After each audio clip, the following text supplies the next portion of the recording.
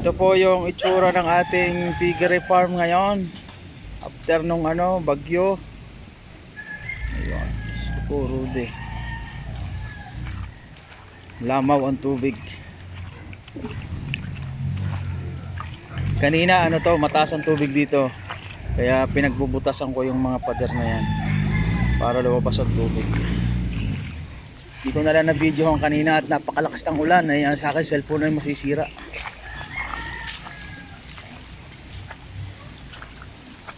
Silipin natin ang ating mga alaga kung ano na nangyari. Meron na akong pampakain sa aking kambing na ipil-ipil. Yan.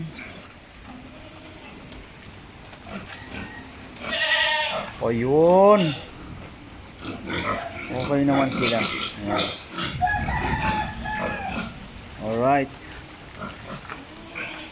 Medyo itinaas ko yung ating pakain kanina. Gawa ng mababasa ng ulan.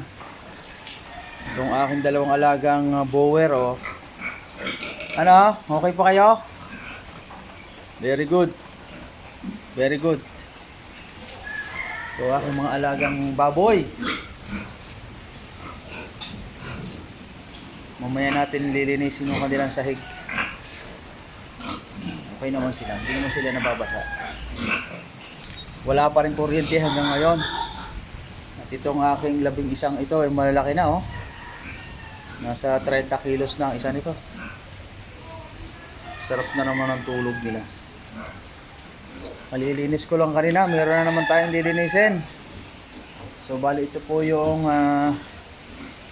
update para dun sa araw na ito. Gawa ng binagyo po ang ating babuyan. Ayan, oh. Baha dito kanina. Hindi ko lang po na videohan, gawa ng aking cellphone ay mababasa. Yung silipin natin ang likod. Marami-rami tayong linisin. Naku po, ay apaw ang aking ang aking bungkite.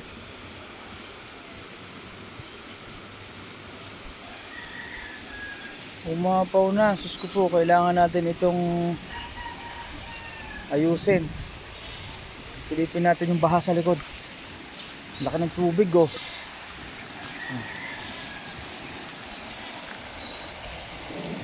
Apaw na naman ang sapa.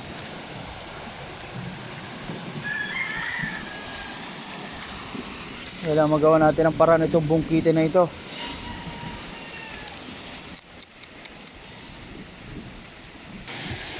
Laki ng tubig.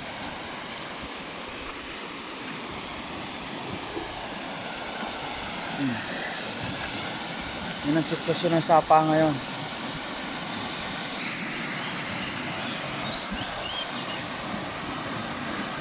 Ang mga saging natumba na, oh. Sayang.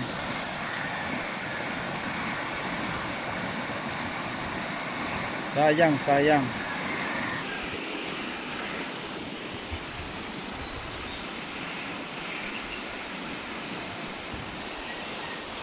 Silipin natin itong isa.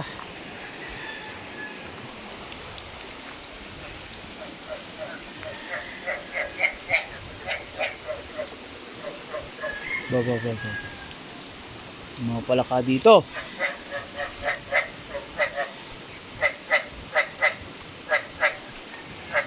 Wala kang kabkab. Daan palaka, oh. Sayang. Laki, oh. Nawala. Sayang. Ayan, ito na po yung ating piggery ngayon. Madumi na ulit. Silip ang aking mga kambing. Bagsak na naman ang ating bubong. Kailangan na naman natin ipalinis yan para hindi tuluyang bumagsak. At syempre magpapakain naman tayo ngayon ng ating mga alagang baboy. Papakain muna tayo ng ating mga kambing. Ayan. Buti na lang may nalaglag na sanga ng ipil-ipil. Hindi na natin kailangan pumutol. Ayun, at meron na pong pakain ng ating mga alagang kambing na ipil-ipil. Kailangan po nating ibitin yan dahil ang mga kambing po ay medyo maselan at maarte. Hindi po nila kinakain yung kanilang pagkain na nayak-yak na. So kailangan natin silang ibitin ng papaganyan. Yan. Medyo maarte ang mga kambing pagdating sa kanilang mga pagkain. Ayaw nila lang nung pagkain na nayayapakan na. Kaya kailangan natin ibitin yan.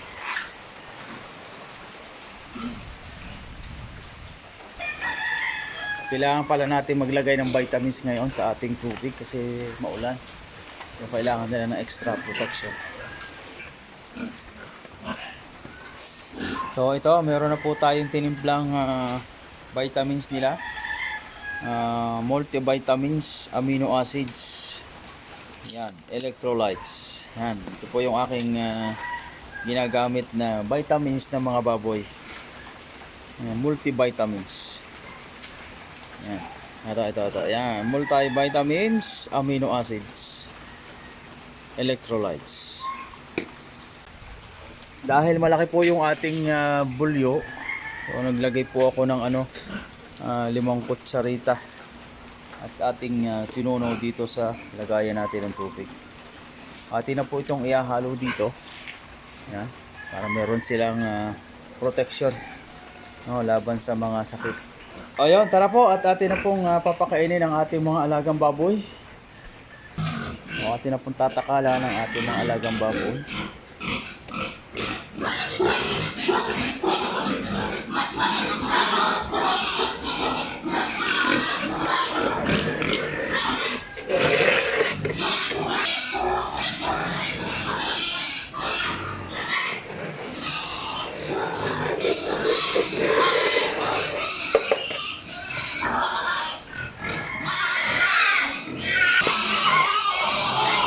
Sila nagsisiksikan na.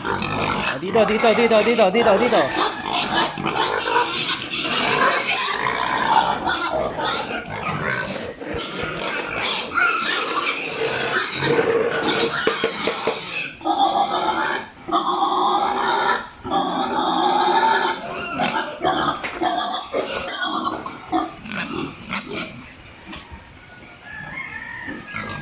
Hindi makapaghintay.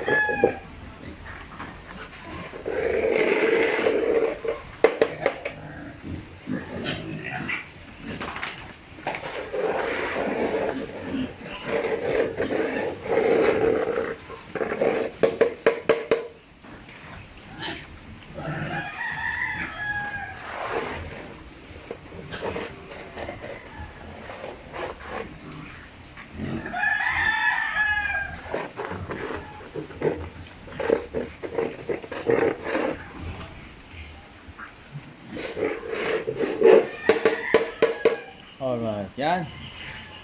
Dati na pong nabigyan ng pagkain ng ating mga alagang baboy. Sisiksikan pa sila. Yan.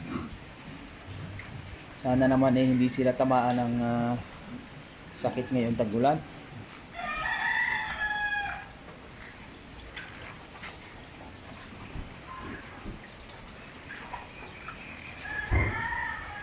Aba, may ilaw na. Okay, very good.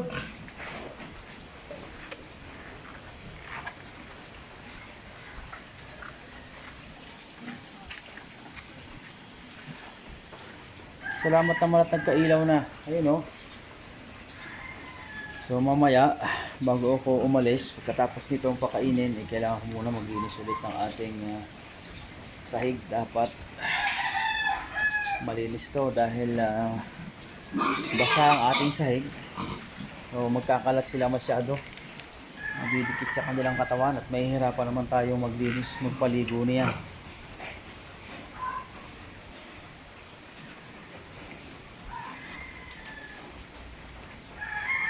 Meron tayong malalambot ang dumi, pero okay lang yan dahil meron tayong ginagamit at pinapakain sa kanila para maging normal ulit ang kanilang dumi. Medyo dumamay ang ating langaw ngayon.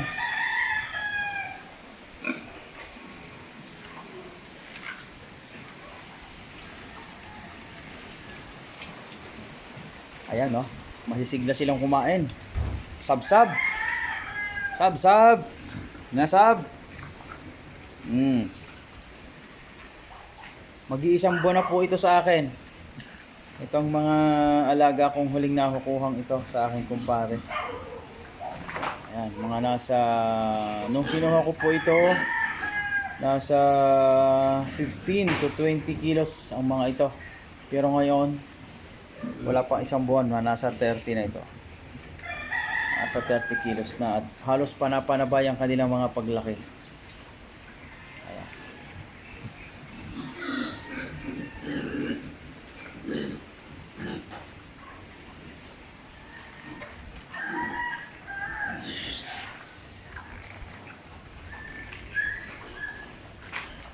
Nakaluhod pa kumain ng aking alagang kambing.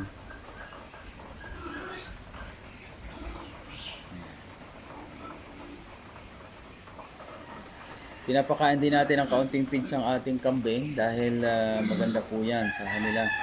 Pero wag naman po papakadamihan. Kumbaga pampalasa lang yan para makainom din sila ng tubig. Alright. Okay na po. Nabigyan na po natin ng pakain ng ating mga alagang baboy. Hindi na natin sila pwedeng liguan dahil malamig na ang panahon.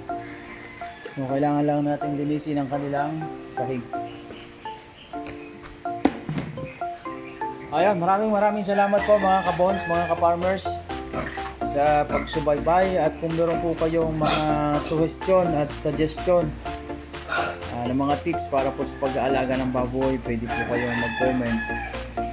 At nagpapasalamat po ako sa lahat ng mga sumusuporta sa aking channel. Maraming salamat po, all things.